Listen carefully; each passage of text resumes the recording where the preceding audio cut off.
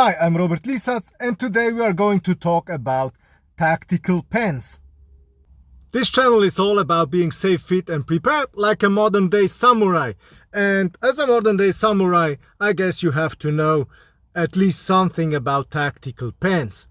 So what's the difference between an ordinary pen and a tactical pen? The difference is that this is a tactical pen, and if it's tactical, you can sell it much better if it's just an ordinary pen. No, I mean, it's just a joke. But, you know, tactical pens are in general made out of metal, and they are more durable.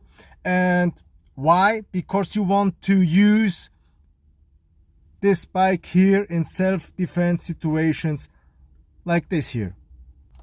So a tactical pen is much more stable, harder than an ordinary pen. And just imagine when you hit a target with an ordinary pen, and if this target is a hard one, you know, the whole thing is just worthless. So you can't do this with a tactical pen. So as you can imagine, the most crucial part therefore is this here, because this is the part you want to hit your opponent with.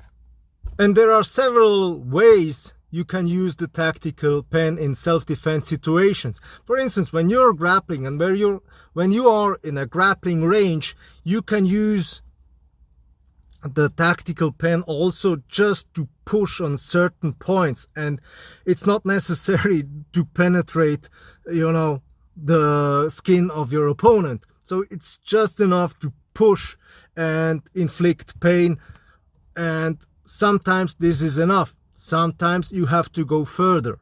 The second technique you can use in general is just to hit your target. Where? It depends.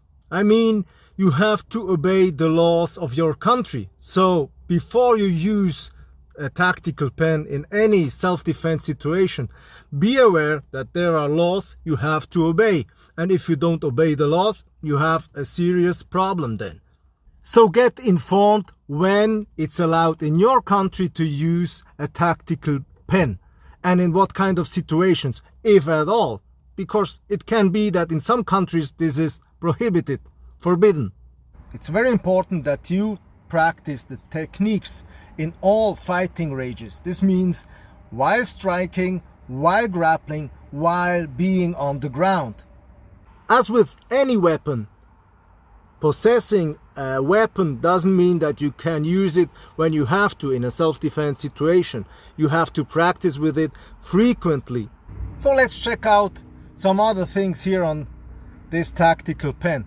This part here, I personally would move it a little bit further up, so the whole tactical pen is deeper in the pocket, so this part doesn't look out of the pocket.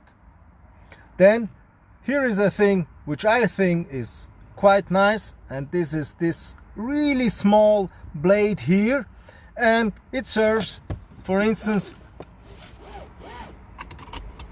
to cut the belt off when you can't remove it in a car accident for whatever reason. Then an interesting feature here is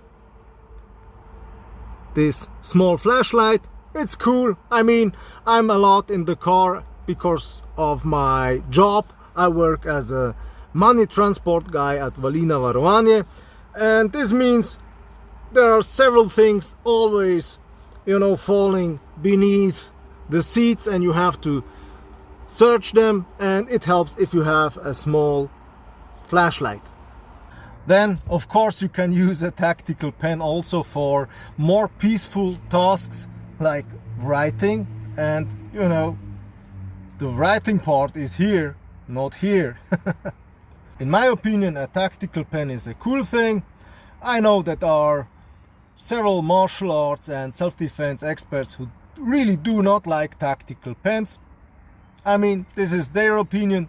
I think it's a valuable tool, and that everyone who practices martial arts or self-defense should have at least one.